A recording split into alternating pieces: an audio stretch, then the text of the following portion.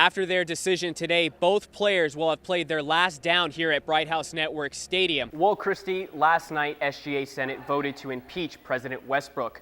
We sat down with the student accusing her of these charges. This property is worth a little under $700,000. Well, to be honest, Ashley, Westbrook was very upbeat. She's confident that her side of the story will clear her name. So after all of Coach Bolden's accomplishments, in 2012, she reached the pinnacle of her career. Last night, SGA Senate voted against removing student body president Melissa Westbrook from her office. Last week, we told you about an unhealthy new trend among college students called drunkorexia. Coming up on UCF Nightly News, one UCF student is in critical condition after being hit by a car early Sunday morning. Brevard County sheriffs have surrounded the courthouse, and those in the courthouse have been evacuated. We'll update you on the story as more details roll in. Really fun, Julia, but I'm going to be honest, I'm a little upset you didn't bring back any cupcakes. Now, Sarah, you know, as a dog owner, I love this story, and we've seen the research that owning a dog can provide companionship and help reduce stress in its owners. Now let's take a look at the weather for spring break. Julia, how are those beaches going to look next week? Fiesta Bowl celebration ended with a bang for the Knights. This past weekend, black and gold took over the happiest place on earth. Sorry, Blaze. Actually, we're going to have to interrupt you for a second. We have an update from Brevard County. It appears that as SWAT closed in on the gunman fled, and he was then shot and killed. Recent car break-ins around UCF has law enforcement on high alert. UCF police say Orange and Seminole County police officials have made them aware of a trend in car burglary near UCF. Last Friday, starting point guard Brianna Jackson quit the team. We tried to reach out to Jackson, but she hasn't responded back. It's not clear if she intends to transfer. Well, Christy, last night SGA Senate voted to impeach President Westbrook. We sat down with the student accusing her of these charges. I think the minute you step out of line, you open yourself up to the consequences. Last night, UCF Student Government Association Senate voted to impeach SGA President Melissa Westbrook. The Senate found each charge against Westbrook to have merit. UCF SGA Senator Clifford Rice called for Westbrook's impeachment last Thursday. However, Rice filed the impeachment affidavit as a student and not a senator. Rice claims that Westbrook committed 3 impeachable offenses. In an affidavit, Rice alleges that Westbrook made it hard for students to apply for open SGA positions, violated sunshine laws, and spent more than $100 of SGA money on a rental car while attending the Fiesta Bowl.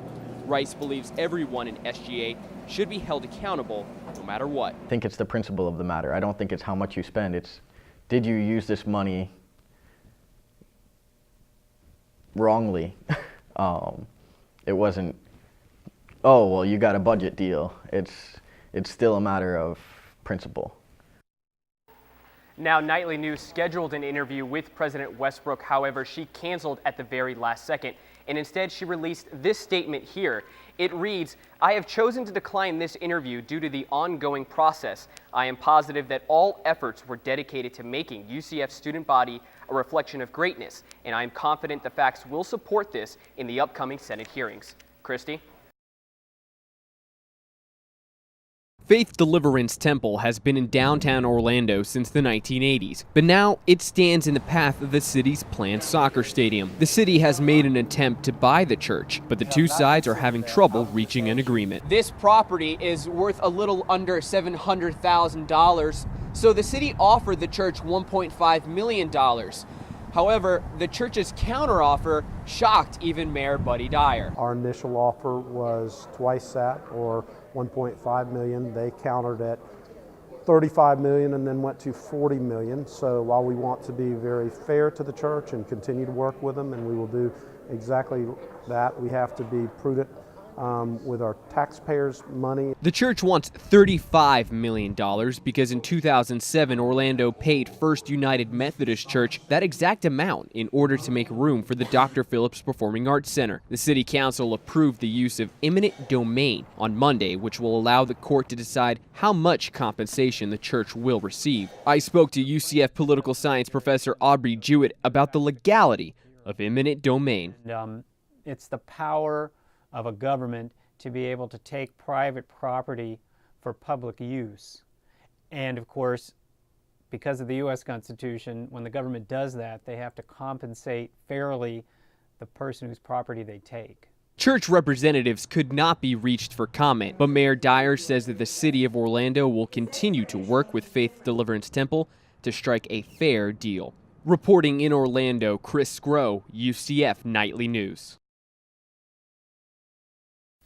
Since student body president Melissa Westbrook was impeached by UCF SGA Senate on January 30th, she hasn't given an on-camera interview. Until now, Nightly News sat down with Westbrook to hear how she plans to fight those impeachment charges. Westbrook is accused of failing in her duty as president by not posting open SGA positions, something Westbrook says isn't her duty. She's also charged with violating Florida sunshine laws by holding an SGA meeting behind closed doors. But Westbrook says lawyers have told her that's not the case. But, you know, if I have attorneys telling me what sunshine law is and I'm not violating it, and I have several attorneys telling me that, then we have to put into question if certain individuals can judge me based off of that. The third and final charge against Westbrook is misuse of funds. Westbrook used student dollars to rent a car while going to the Tostitos Fiesta Bowl. But Westbrook justifies that by saying that the car rental was needed, and so student fees were used.